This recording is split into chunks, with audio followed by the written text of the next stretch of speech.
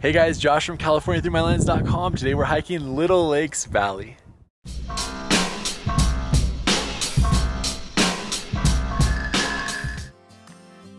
Little Lakes Valley is part of the Rock Creek area of Highway 395 between Bishop and Mammoth Lakes. The hike starts from the Mosquito Flats Trailhead, which is about 20 minutes off Highway 395 and gets incredibly busy, so get there early. Last night we camped in French Campground in Rock Creek, and we came up here early. It's about 6:30 on a Saturday because we knew this parking lot was gonna fill quickly. So got some banana bread, gonna make some coffee, and then we're gonna head out on the adventure. This parking lot's used for a lot of overnight backpacking trips into the John Muir Wilderness, which is why it's so busy. We talked to a few people that had got there after 9 o'clock and were not able to find a spot. Jared's the official trail barista. See if I remember how to do this. Making us some good coffee this morning. So this is where we're at, and we're gonna try to get to, I think, Gem Lakes today. It's about 4 miles. The trail starts with a nice gradual incline as you're walking along a beautiful creek.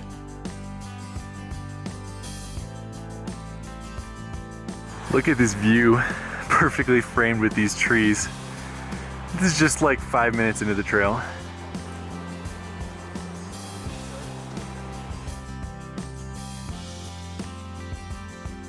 The trail then enters into the John Muir Wilderness and starts heading up on a series of rock steps. The hike to Gem Lakes is about 8 miles round trip with 1,000 feet of elevation gain. So we're at the split for Little Lakes Valley, Mono Pass. We did Ruby Lake Mono Pass yesterday. You can see that video here. Today we're going to Little Lakes Valley. At this junction, Kirby went up to Mono Pass to hike Mount Star, and Jared and I continued on into the Little Lakes Valley.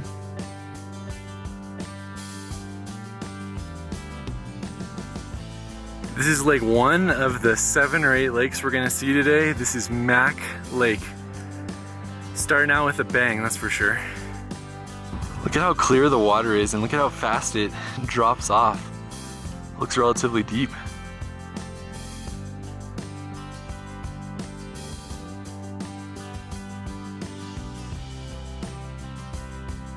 Leaving Mac Lake, heading on.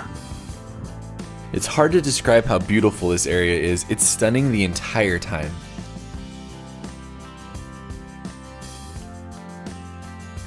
That's the trail that we did yesterday up to Ruby Lake, which is right at the base of that mountain right there.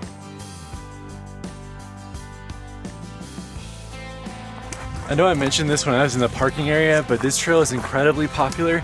So there was groups of 30 to 40 people starting the trail in like hiking meetup groups when we started. So know that if you go in, you're not gonna be by yourself, but it's beautiful. A little offshoot to our second lake.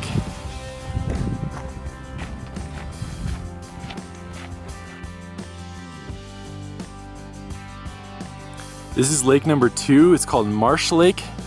Looks like a better lake for fishing than for swimming. Can't imagine fishing with that view. That would be nice. You guys, look at that reflection with the mountains. Oh my gosh. That's so cool. That reflection was one of the coolest things we've seen so far. Lake 2, already better. I can't even imagine where we're going. From the second lake, it was only a short walk over to Heart Lake, which became one of our favorites on the trail.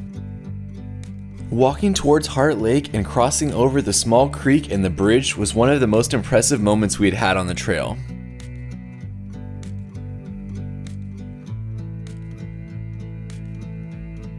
This is lake number 3, Heart Lake.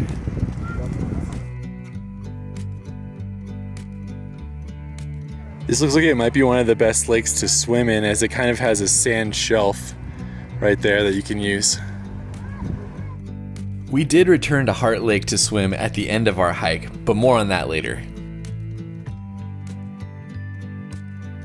As you leave Heart Lake, you basically walk around the perimeter of the lake, getting many different views as you continue on the trail.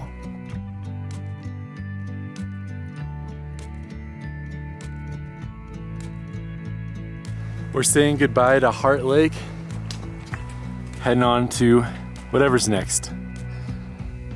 As you leave Heart Lake, the trail gains a little bit of elevation as it makes its way up to an overlook for Box Lake.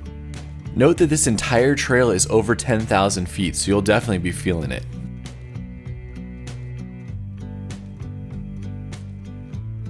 We've made it to lake number 4, Box Lake.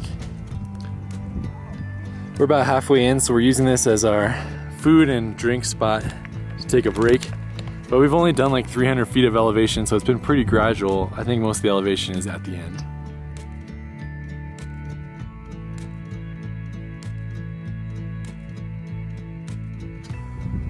It's pretty steep to get down to that one.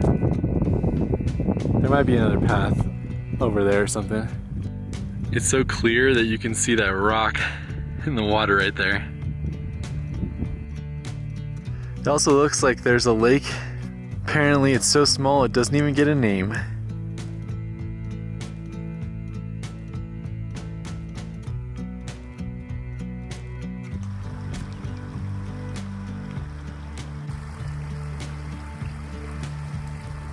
So as we leave Box Lake, the trail slowly gains elevation all the way to the end at Gem Lakes. Making our way up to the next lake, and look at this little tree tunnel view.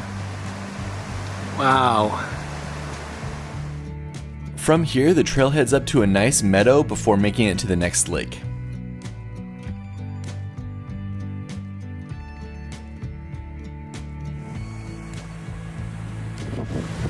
Look at that waterfall.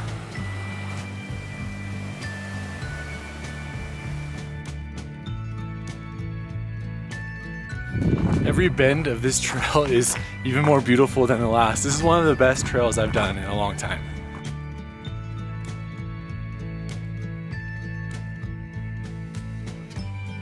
There's a butterfly flying around with this meadow and creek.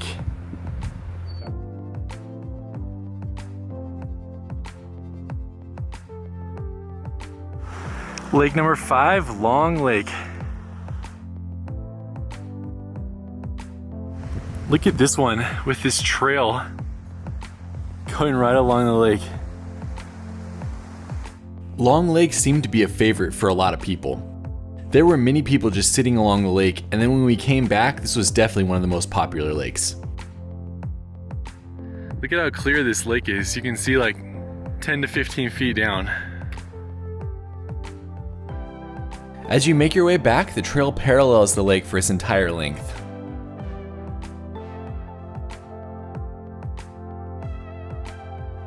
So we're saying goodbye to Long Lake, and we're starting the elevation gain, which is at the end of this trail.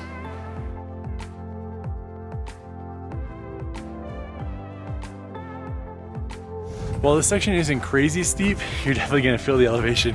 We're at over 11,000 feet now. Here's the cutoff for Chickenfoot Lake. This trail to Chickenfoot Lake is optional, but I definitely recommend you take it. It doesn't really make you lose any elevation, and it connects with the main trail again. Just make sure you have a GPS track so you know which way to go.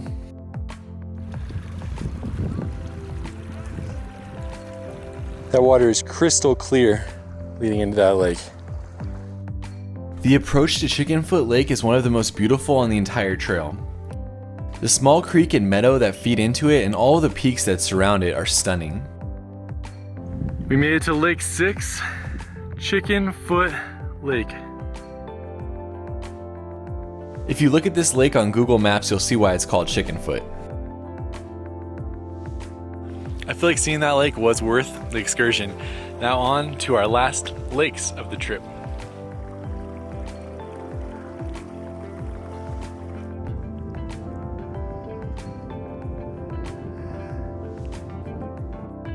As we're going to connect with the main trail, we're following this creek.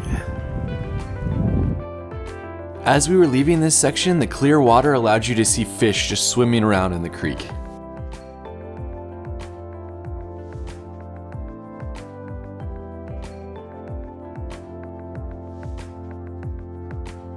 It's a little hard to find the trail in this section, so be sure you have a GPS with all trails or something like that.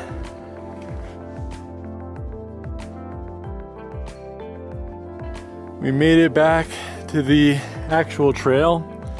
Gem Lakes is just on the other side of that. As you make your final push in this trail, it really feels like you've got into the backcountry of the Eastern Sierra. The landscape is very stark at the elevation that you're at, and there's massive peaks surrounding you. We made it to the turnoff with Morgan Pass and Gem Lakes. We are going to Gem Lakes. So I guess sometimes there's a lake here, but not today. So we've made it to the Gem Lakes area. There are multiple lakes, but the main one is over there. Some people by the split told me that some of the best lakes are over Morgan Pass, so I'll have to come back and check that out on another trip. Let me know if you've been there in the comments and what you thought. This trail just gets more and more beautiful.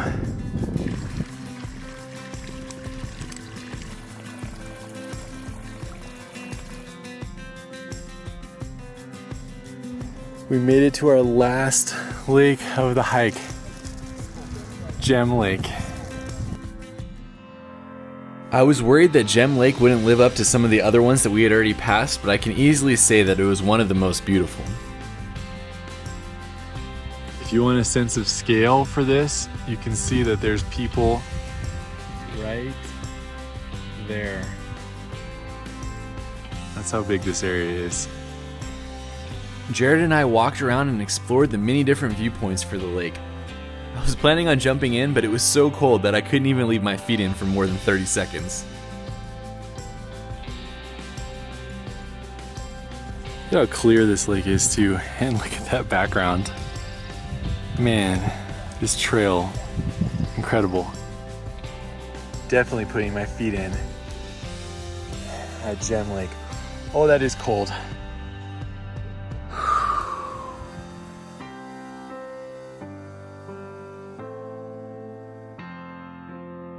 There's a fish right there swimming around. It's a rainbow trout. Must be a rainbow trout. Now there's like 3 or 4 fish out here. Yeah.